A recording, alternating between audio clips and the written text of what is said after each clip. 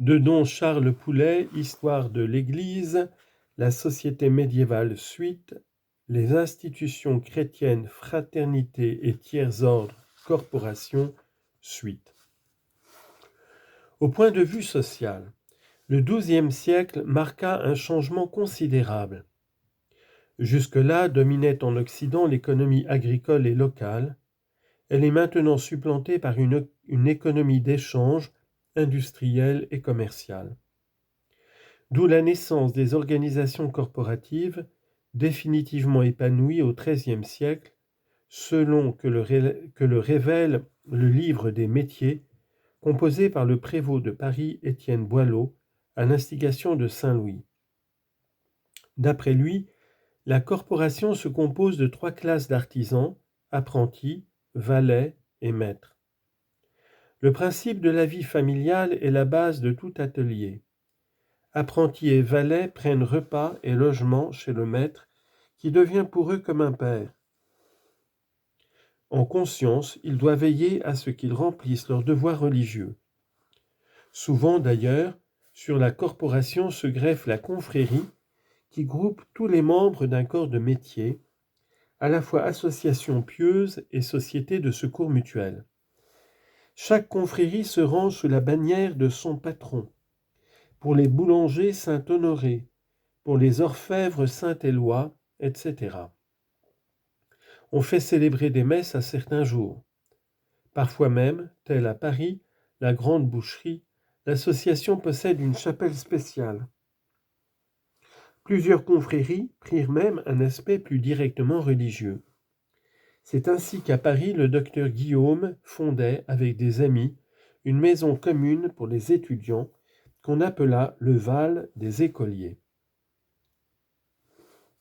3. La charité chrétienne. Nombreux furent les fléaux du Moyen Âge, notamment la guerre, la peste et la famine. Cependant, l'assistance des pauvres fut suffisamment organisée pour subvenir à toutes les misères.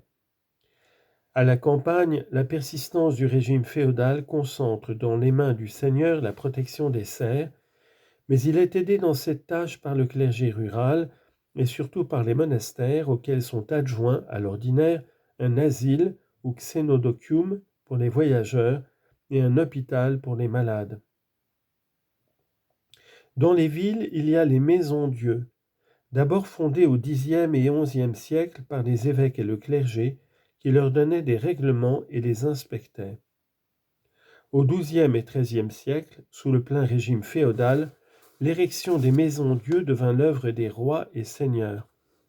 Enfin, au XIVe et au XVe siècle, c'est surtout l'initiative communale, celle des échevins, des bourgeois, des confraternités, qui veillera aux œuvres de charité. Les maisons-dieux étaient desservies par des ordres hospitaliers multiples.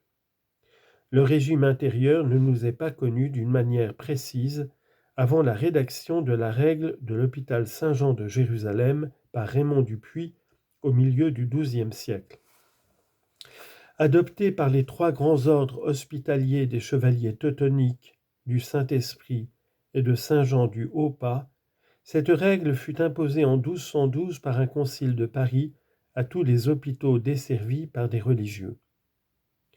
Les membres des congrégations hospitalières sont de véritables prophètes, astreints aux 3 vœux de pauvreté, chasteté et obéissance. Aussi le concile de Paris interdit-il la coutume d'après laquelle certaines personnes se donnaient avec leur fortune à une maison-dieu, à charge pour celle-ci de les entretenir jusqu'à la mort. D'après la règle de frère Raymond, le malade doit être traité comme un seigneur.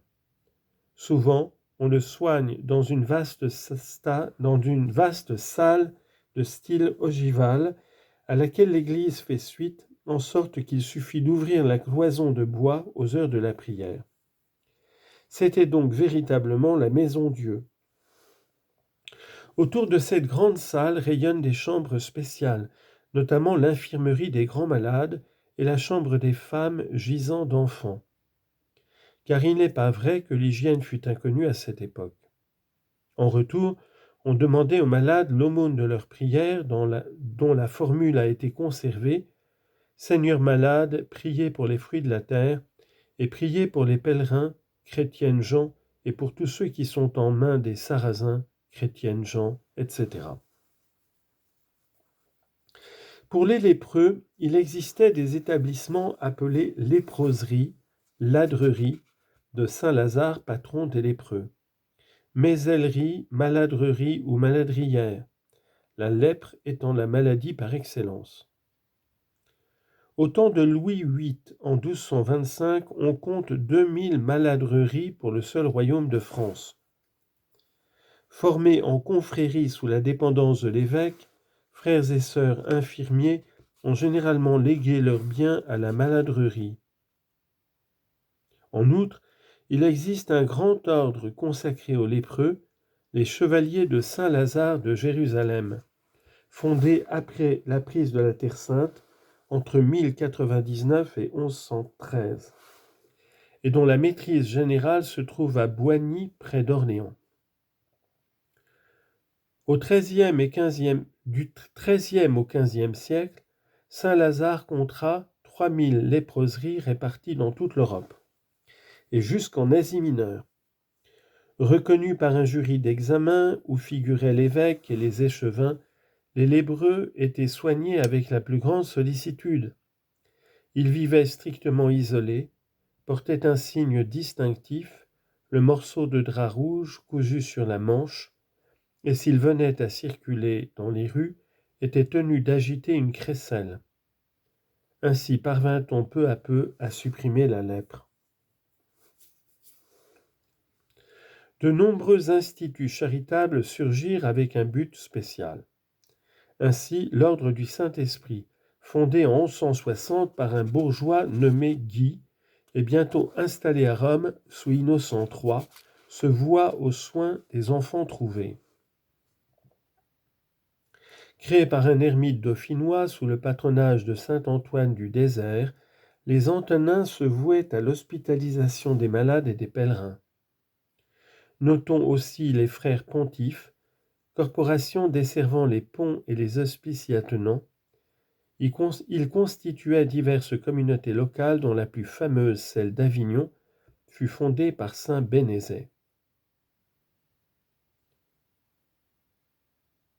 Chapitre 5. La liturgie. Après le Xe siècle, la liturgie demeure stationnaire. L'unification s'est faite dès l'époque carolingienne par la liturgie romaine.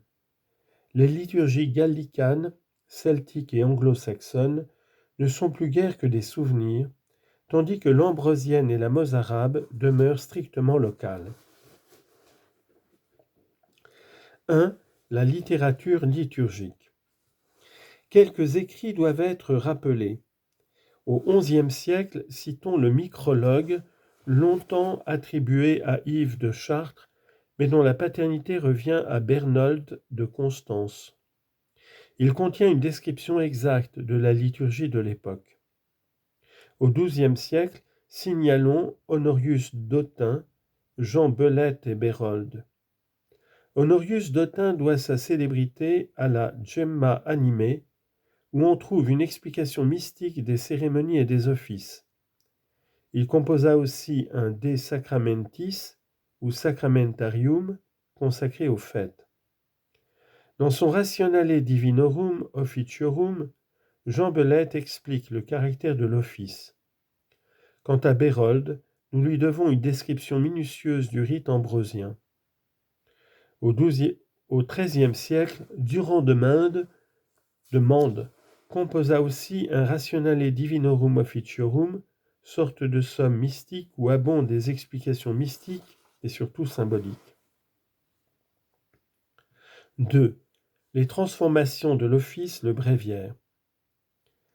La seule innovation importante fut le passage de l'office de chœur au simple bréviaire. Au XIIe siècle, dans son Rationale, le français Jean Belette déplore la tiédeur des prêtres à réciter l'office. N'avait-on pas vu un essai de réduire l'office nocturne à 3 psaumes et 3 leçons ? Mais Grégoire VII protesta contre cet abus et il fallut respecter la psalmodie traditionnelle. Mais il y eut tendance à réduire les leçons. Cependant, les monastères continuaient à garder les coutumes anciennes. À Cluny, par exemple, on lisait toute la Genèse en une semaine. Mais on trouvait cette longueur des lectures excessive. Au surplus, comme la récitation de l'office choral supposait toute une bibliothèque, psautier, antiphonaire, responsorial, homiliaire, etc., on imagina des livres d'office portatifs, des brevarii qui serviraient aux clercs lorsqu'ils ne réciteraient pas l'office au chœur. En 1227, un concile de Trèves stipule que les clercs doivent se munir de bréviaires de l'office quand ils voyagent. Or, entre tous, le pape et les clercs de la curie étaient ceux qui se déplaçaient le plus. Ne pouvant s'astreindre à l'office canonique du chœur, ils durent eux aussi l'abréger. En 1223, on voit les franciscains adopter le bréviaire de la cour romaine. Mais le général Aymon de Faversham lui fit subir des corrections et des suppressions approuvées par Grégoire IX en 1241. Nicolas III, 1277-1280, devait adopter pour l'Église romaine elle-même ce bréviaire des mineurs qui se substituait ainsi définitivement à l'office du temps de Charlemagne et d'Adrien. Il se décomposait en 5 parties: calendrier, psautier, temporal, propre et commun des saints.